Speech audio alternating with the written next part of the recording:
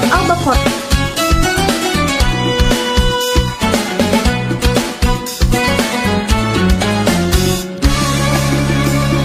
Assalamualaikum warahmatullahi wabarakatuh.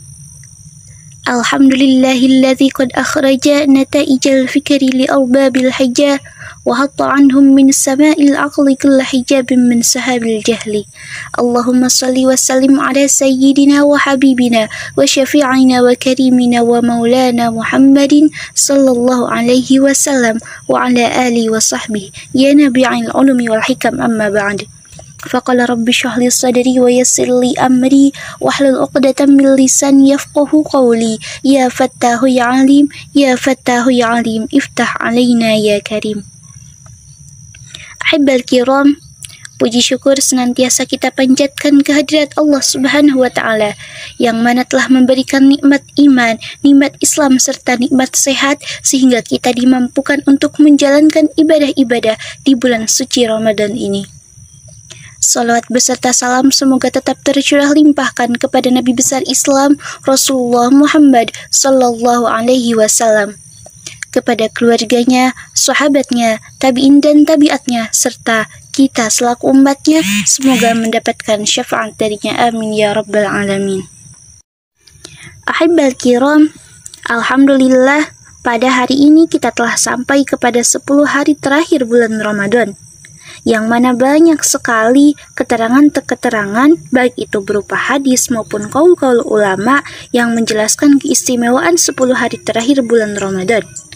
Di antaranya diriwayatkan dari Aisyah radhiyallahu anha, ia berkata, dahulu Rasulullah Shallallahu alaihi wasallam bersungguh-sungguh di 10 hari terakhir bulan Ramadan lebih daripada bersungguh-sungguhnya beliau di hari-hari lainnya. Lantas hadirin, apa yang membuat 10 hari terakhir bulan Ramadan ini menjadi istimewa daripada hari-hari sebelumnya? Ya, karena di antara 10 hari terakhir ini terdapat satu malam yang mana pada malam itu, jika kita beribadah pada malam itu, maka pahalanya akan lebih baik daripada 1000 bulan. Dan lebih istimewanya lagi, malam ini dikhususkan untuk umatnya Nabi Muhammad SAW, tidak diberikan kepada umat-umat sebelumnya. Ahibbal kiram, ya, malam itu disebut dengan Lailatul Qadar. Apa itu Lailatul Qadar?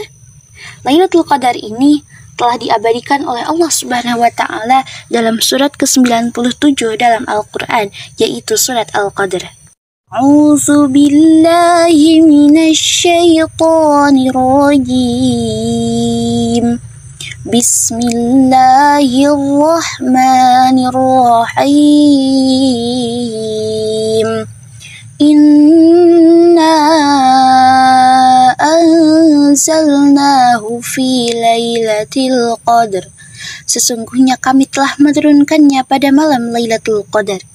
Ahibal kiram, dhamir di sana merujuk kepada kitab suci umat Islam, yaitu Al-Quran.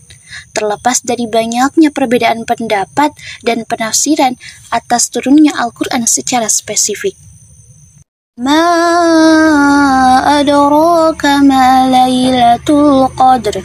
Dan apakah kamu tahu apa itu malam Lailatul Qadar? Ada yang tahu? Lailatul Qadri khairum min alfi syahr.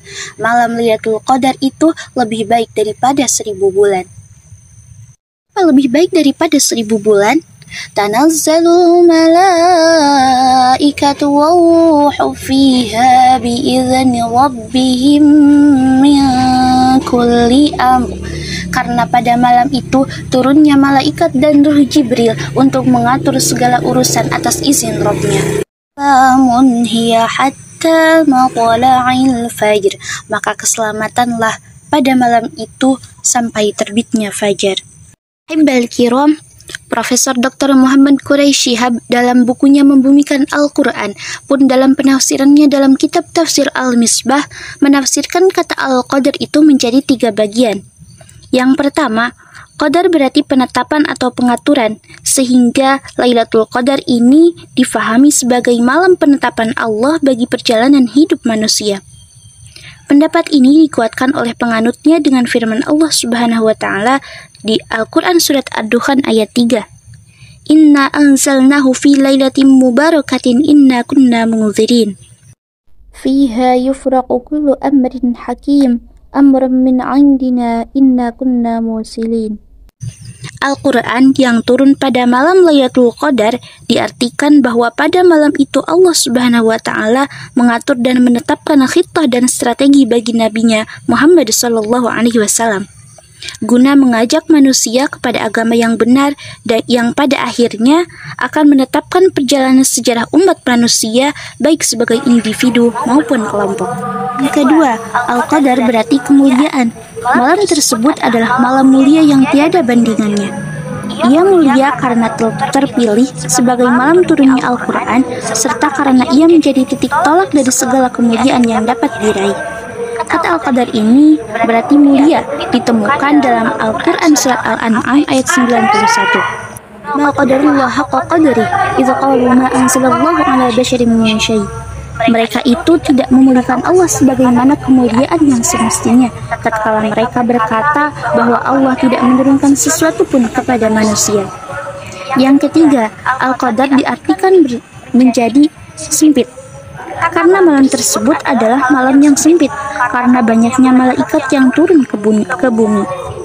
Seperti yang ditegaskan dalam Al-Quran surat Al-Qadar yang telah tadi disebutkan, tanazzalul malaikatu waruhu fiha bi'izni rabbihim min kulli amr.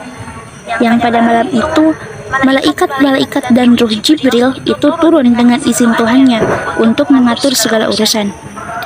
Nah, kata qadar yang berarti sempit ini digunakan juga oleh Al-Quran antara lain dalam Al-Quran surat Ar-Ra'd ayat 26. Allah yabsutu rizqa liman yasha' wa yaqdir. Allah telah melapangkan rezeki bagi yang dikehendaki dan mempersempitnya bagi yang dikehendakinya. Al-Kiram, mungkin sekian sedikit yang dapat saya sampaikan terkait penafsirannya Profesor Dr. Muhammad Quraish Shihab terkait kata Al-Qadar yang terdapat dalam ayat pertama surat ke-97 dalam Al-Quran. Semoga kita semua diberikan kemampuan untuk meraih Lailatul Qadar.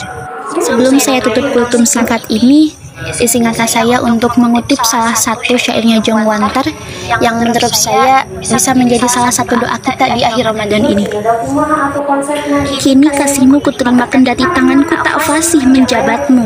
Wahai Ashkar Masyriq, Ramadanul Karim. Ya Rob, iringi pijak langkah kami pada lintasan rahim. Bergema takbir menjelang akhir perjuangan muslimin. Fasihkan syahadat qalbu, tunai bakti, tuai kemenangan. Hadallah iyyakum ajma'in. Wassalamualaikum warahmatullahi wabarakatuh.